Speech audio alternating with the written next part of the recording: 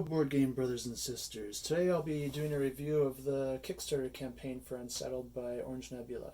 And my whole purpose of this video is to help you as the viewers decide, is this a game that you want to back, or is it something that you might want to wait till later to buy or not buy at all. So I'll be going over the campaign. I'll tell you a little bit about the game. I'll go over the components. I'll tell you what interests me and what worries me.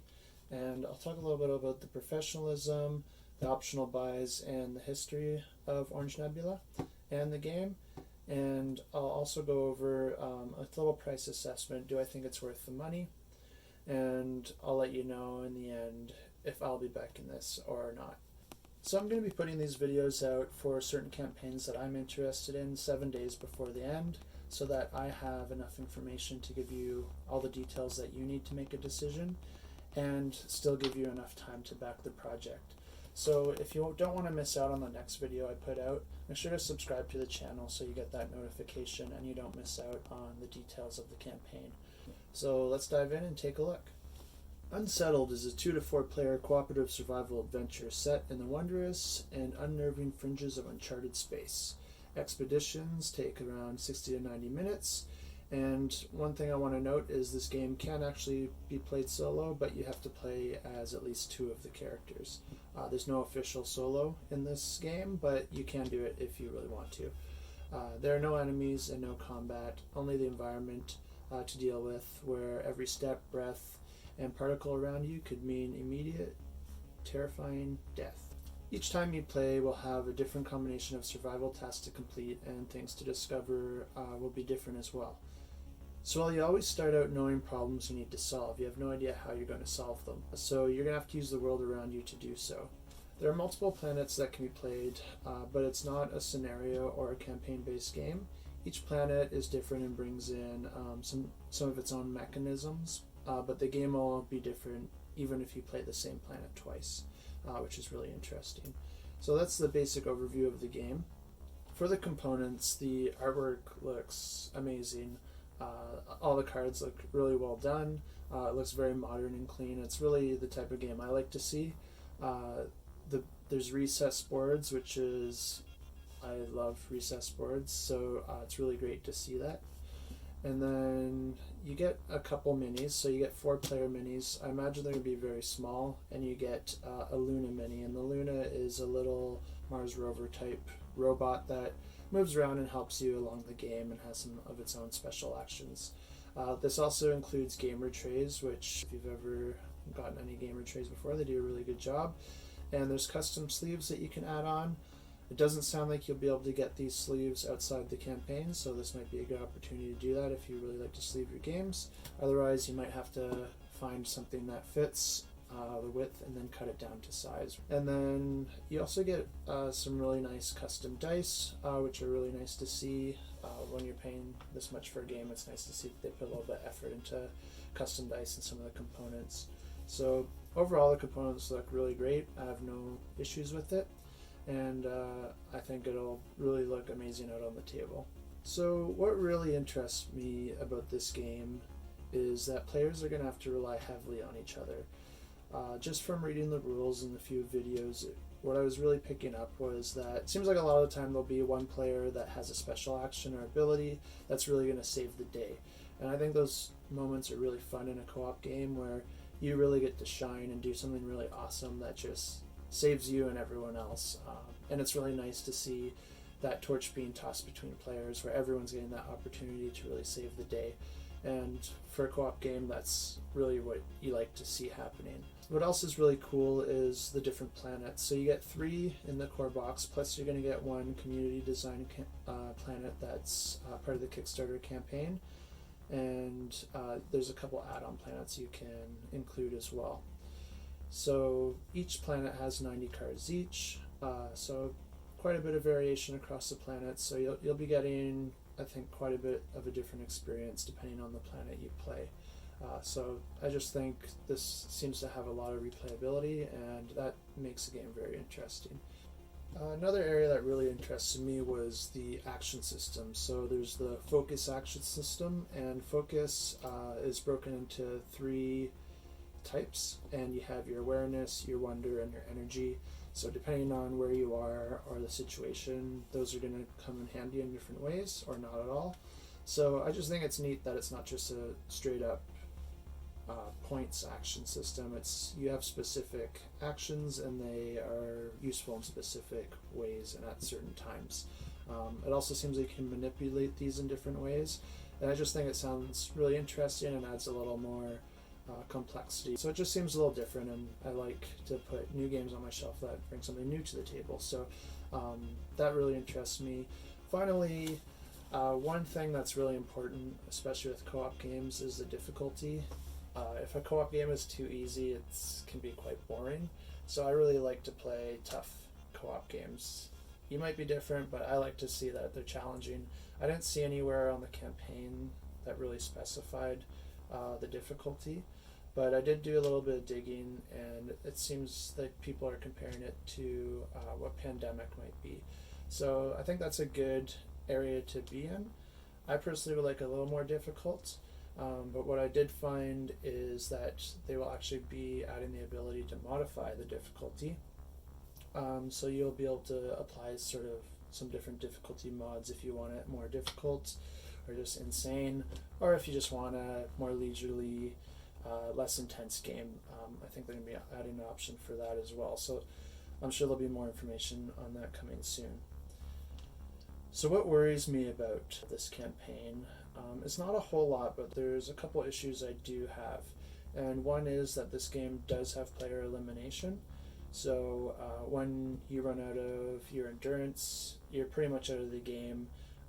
People can carry your body around, but you can't do any actions. So it does seem like they mitigate the elimination a little bit by the game actually changes when someone becomes unconscious. And it looks like those changes try to speed up the game as either this is your last sprint, this is your last sprint to the end, so you can try and win within the next few turns, or it's going to get really difficult, and if you don't win within the next couple turns, you're probably going to lose quite quickly. So it seems like this does have player elimination, but it seems like the game wraps up fairly quickly after a player is eliminated.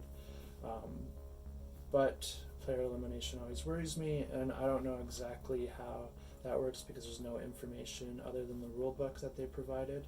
There's no information on what it's like after you get eliminated, or if there's any way to get back into the game.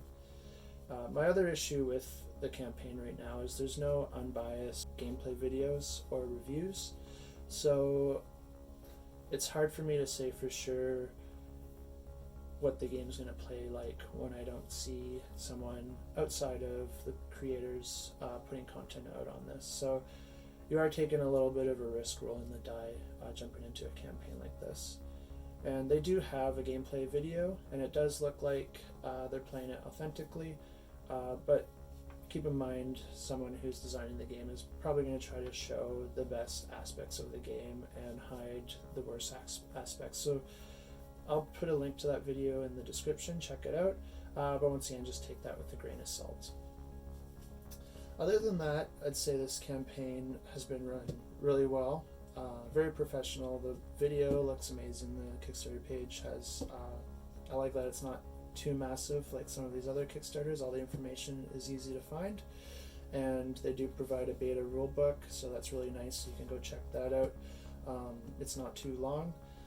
And there's active community involvement with the planet design, some social goals, and the creators are being very active in the comment section, and they're very active on BGG as well. So it seems like they're responding to any questions that are being asked, being very transparent, and that really bodes well for Kickstarters, where you're relying on a community to fund your project. It's really important that you're being involved and answering their questions and not leaving them in the dark. So I think they've done a really good job managing this campaign so far. And one other thing that I can commend them on is there's actually no Kickstarter exclusives as far as I can see. So it's just nice to see that they're not trying to lock you in with certain exclusives that you'll want to back it now because you're worried you won't be able to get it later. They are offering you free content that you might have to pay for later if you want it. but it doesn't seem like there's anything exclusive to this campaign. Granted, I'm not sure if you'll be able to get the sleeves afterwards, so the sleeves might be the only thing. Also, the history of Orange Nebula. They, as you probably are aware, they've designed Vindication and launched that game, and I don't know of any issues of them fulfilling it, so it sounds like they ran that campaign just as well as this one, and they fulfilled, and all their customers were very happy. That game is very highly acclaimed, so it really puts them in a nice position. So I think if you back this game, you're going to get something that they put a lot of thought into, and it's going to be delivered well and respectfully to all those backers. So overall, I would say they're very trustworthy. So in terms of the price, it is a little expensive, but you do get a decent amount of content for the price. There's not like a whole lot of minis or plastic components like you might see in some other campaigns at this price, but you're getting all those different planets with 90 cards each, and you're getting the recessed boards, and you're also getting something that looks to be a really fun game. So if you're interested in it, it could be worth it for you. Personally, I feel like it's a little more than I would like to spend, but I'll get into that in a little bit.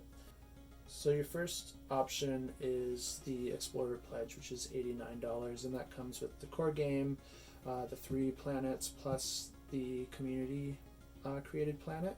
And $89 is a pretty decent price tag for, I'd say, a game of this size. So it does seem like you're paying a little bit of a premium, but I think they're being very honest with their pricing, and they're offering it at a price that they can make a profit, which I can respect that. Then you have your Blackout Pledge, which is $134 US, and that's basically your all-in. So that's everything you're getting in the Explorer Pledge, plus you're getting all the sleeves you need for the planets, and you're getting the extra planets with the sleeves for those as well.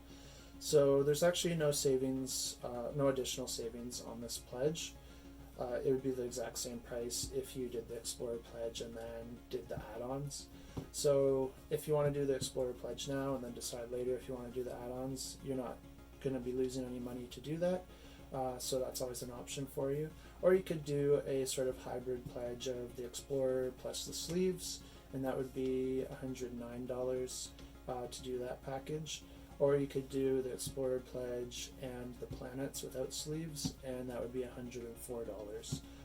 So depending on what you're interested in, if you like to sleeve your games, if you want the extra planets, you can sort of adjust the price. So will I be back in this game? And I'm going to have to say it's a hesitant no. It's hesitant because I really did want to back this game. It looks like a lot of fun, and it looks very different from some of my other co-ops that I do have. But my issue with it is the price point is a bit high. I do think it's fair value for the game, but for me to get a game like this, I think I want a little bit more of a deal on the price. So I'd be willing to pay probably more around $60, $65 for it. I think $90 is just a little bit too high for me for what you're getting. If there's some more content or more planets, I don't know, maybe I would consider it, but I think the price is a little high for me.